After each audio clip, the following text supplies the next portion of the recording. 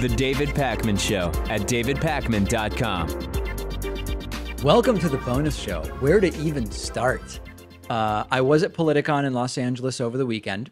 While there, I appeared on self-described black conservative Jesse Lee Peterson's program. He, as I mentioned on the show, he's against identity politics, but he couches himself as a black conservative, which sounds like it's playing identity to me. Identity politics is only bad when the left does it. When the right does it, I don't even think they realize they're doing it. No, it's just describing reality, I guess is what he would call it.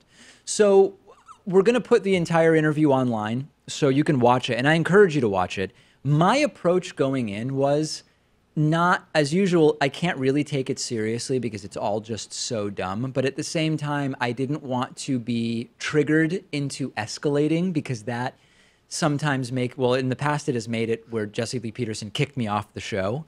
So I took the approach of remaining as cool and calm as possible. And when he starts framing questions incorrectly, I just tell him that. That's like the one, he's really ignorant about a lot of political issues, but the one thing he does do well, if I were to point out what maybe makes him successful, is he has a way of framing questions in yes or no format that is very deceptive and tricky. And so what I committed to internally was not to allow that to happen. But the problem is when you call out his framing of the questions and that you don't agree with his premises. Says you're not answering. He says you're not answering, you're being obstinate, and I think his audience agrees with him. Of course, of course. But I was thinking more for our audience because his audience is not going to like what I say no matter what. And a couple interesting things from behind the scenes. One, a bunch of the people on his staff seemed to be fans of the David Pakman Show, and everybody wanted pictures with me, but not in a way like they were, sort of like with the enemy. They genuinely seem to be fans of the show. And I know that he's based in LA, but I think a lot of his staff is maybe from the South where Jesse Lee Peterson is from. I don't even really know their politics. I don't know if they buy into his entire, children of the lie stuff and Trump is the great white hope, or if they're just kind of like LA hipsters. I really couldn't tell, but they seem to genuinely be fans of the show. Yeah, after the first two interviews you had with him, the second of which he kicked you off the show, he had some banter back and forth with one of his producers. Yeah. And the producer was kind of defending you. Yes. I mean, he did admit that you're evil, but you're a different kind of evil. I guess a less evil kind of evil, sure, or something like that.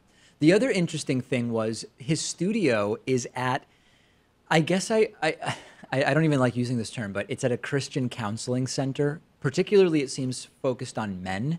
So there were all these pamphlets there where you can go and pay money, obviously. And I guess Jesse Lee Peterson, and maybe there's other so-called counselors on staff. And remember, counselor is not a regulated term. It's not therapist, it's counselor. They will counsel men about religion and about their place in the world and all this stuff. Can you imagine being in LA, where of course there are thousands and thousands of good therapists, and saying, I'm going to go and get therapy from Jesse Lee Peterson for, I think it's like $150 an hour or something like that. Yeah, sounds pretty counterproductive, but at least he doesn't have to pay any taxes on those earnings, right? If he's That's doing a good it question. through his church, he's I don't a know reverend. if it's a nonprofit. I don't know if this is a nonprofit entity. That is interesting. So anyway, check out the Jesse Lee Peterson debate. Then I did a fake news panel at Politicon. It went really well. I was on with David Brock from Media Matters, Roaming Millennial, who is also, I guess her real name is Lauren. She's a Canadian right-winger. Nico Pitney from Now This News, and Annie Linsky from the Boston Globe, all moderated by Sally Cohn. Huge presence of David Pakman Show audience members in the audience. When we introduced ourselves, by far, my introduction received the most applause. It was fantastic. Well, I think that's because some people thought I was also there on the panel with you. Is that true? That's a thing, that Pat looks like Sally Cohn. We get that all the time. I used to think that, but now after meeting her in person, I don't really think that anymore. Maybe it's just her appearance has changed a little over the last few years. Now you think that Sally Cohn looks like me. Right, I'm exactly. happy with that. So that panel went really well. Then I was on this Should We Be Socialists panel with no socialists, moderated by Sam Cedar, with Anna Kasparian, me, Bakari Sellers, Kyle Kolinsky, and Marcos Moulitsas from Daily Kos. It was a disaster for me. Like I did terribly. The dynamic of it made it very difficult for me to sort of interject. My mic was significantly, so there was like a problem getting my mic on right before we even went out there.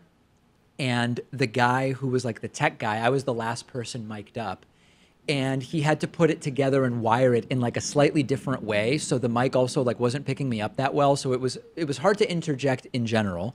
Then there was a huge back and forth between Kyle Kolinsky and Bakari Sellers, and Bakari, when he would face Kyle, would completely block. He couldn't see me because I was behind him, and he blocked Kyle's view of me.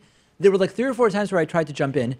They just kept talking over me, and because my mic wasn't even set up the right way, it was totally futile. Like, it was embarrassing. I was embarrassed after it that my participation was like 3 or 4 things. Like, it couldn't have gone worse short of being egged during it or something like that. Like, it was not a good appearance for me. It sounds like mostly circumstances beyond your control, like a poor mic. But you told me this earlier. If you had just sat in a different seat, maybe it would have gone better for you because you wouldn't have been behind the 2 people arguing with each other. We went up in a certain order, like Sam, Anna, me, Bakari, Kyle, Marcos, and we took chairs in that order, which placed me kind of right in the middle of this line of chairs.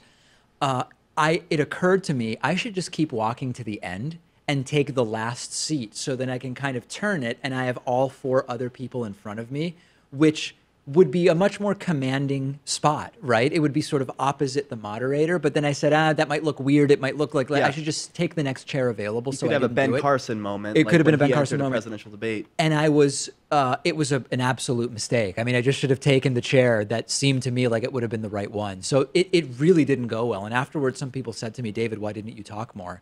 And I didn't really have a good answer. So I just clearly, I mean, I consider it a total failure. Well, I mean, I'm just upset that you didn't get the chance to debate someone. Like, there were plenty of names there that would have been an interesting exchange that you would have had with them, like Charlie Kirk or Ben Shapiro, maybe. Some people Dennis were Rodman. floating. Dennis Rodman. There are so many conservatives I'd like to see you go up against. So a few behind-the-scenes things. Dennis Rodman was not the most approachable guy. A couple people I know started to kind of approach him to just say hi or a picture, and he kind of like he waved them off with his hands, like kind of pushed them away so that they wouldn't even talk to him. Spoke to Dr. Drew for a little bit. He went to Amherst College, near where the David Pakman Show started, so we reminisced about some of the restaurants in the area, and when I was labeled a former neo-Nazi on his Headline News program. Oh, yeah. Really, really nice guy. I had a long conversation with Carter Page, and I posted a picture of me with Carter Page to my Instagram account, and you can check that out at david.pakman.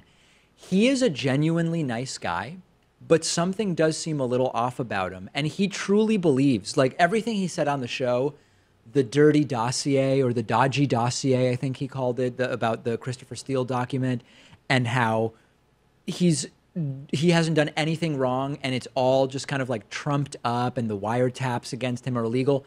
Every single thing he said on the show, he said to me in private, and he believes. So the good news is he's not putting on a persona when he appears on the show.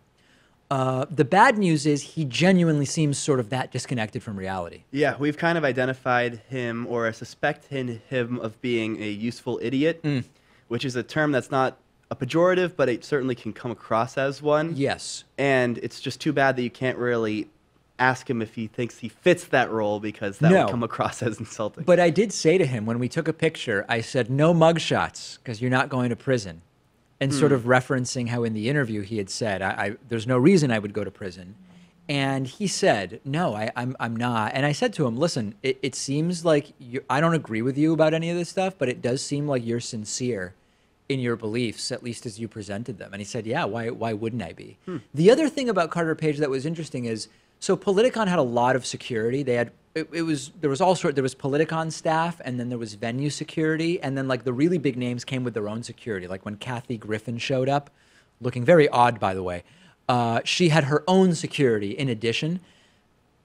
There were these 2 security guys who didn't really seem to be Carter Page's security. Like I think they were venue security, but they were always right in the background when I was talking to Carter Page, and it seemed like maybe the event had told security to kind of keep an eye on Carter Page. Yeah, he's not the most recognizable figure, but maybe at an event like Politicon he is.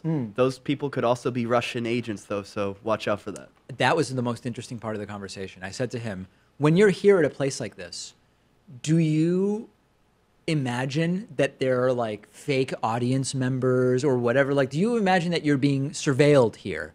And he said, you mean like the intelligence community? And I said, yes. And he said, no. He said he doesn't really go around. Like he's aware of when he was wiretapped, and apparently that's over, or maybe it's not, but that his concern is more like electronic surveillance. He doesn't assume that if he's at an event like that there are plants in the audience who are actually members of the intelligence community. All right. Yeah.